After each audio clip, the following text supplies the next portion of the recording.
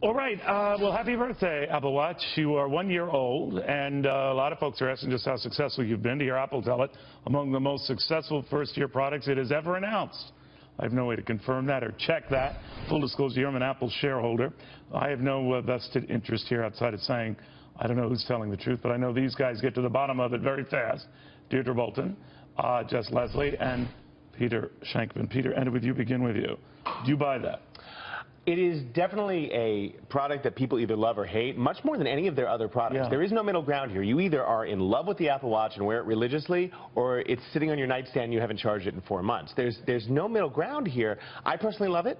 Yeah. I find that I'm much more active with it because I have to beat my goals every day. You know, that whole thing. I set my goals very minimal. Very low, very like minimal. 50 calories to go. I've taken 4 steps, right? You're Yeah, good. it tells me about 10 p.m. All right, Neil, you did it. There are a lot of things, though, that have to happen for it to be a true game killer, and it's I'm not curious yet. to see what's going to happen. That's not yet, no. What do you think? They've never broken out numbers for the watch, which tells me that to them, I mean, they're shielding or hiding something. Yeah, I mean, it doesn't have a killer app yet, unless you're a health enthusiast, in which case my response would be, you know, go get a Fitbit. It'll probably work a lot better. You can do more with it natively, too. It doesn't have a killer app. It doesn't have the thing that's made it special. You know, it doesn't have all that simultaneous innovation. So if you remember in 2007, you had, like, Twitter and Foursquare and all these other things emerging on the same scene at the same time as the iPhone, and that's really what made it a necessity, was all that other simultaneous innovation. And they've not been able to sort of galvanize companies in the same way that they did in the past. It's indeed just some disappointment, right? Yeah, no, I mean, Fred Wilson, everybody knows him. He's a famous New York VC. He says it's a dud. So to your point, Peter, I mean, there's no middle ground. And there's nothing even on it, not that I'm for or against, but that you can't do on your iPhone, right? If you want to track your steps, you do that on your iPhone. Any app is available on your iPhone. It doesn't die as quickly.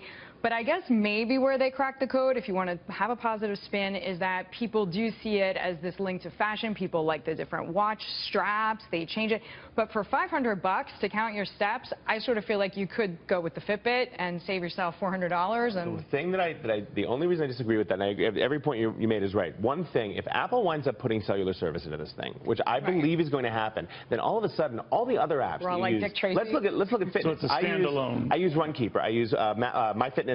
All those apps, if all of a sudden they all track to the watch, and I don't have to take my phone when I go to the gym, or I don't have to take my phone if I'm walking down the street, and it's all there, and I can still see it, that's a game. Just real quickly, you think that helps? No, I still don't know what the buttons do. I've had it for a year, and I have no idea. That doesn't solve that problem. So I think it's got more problems than that. All right, I'd love to talk, but I apparently got to stand up.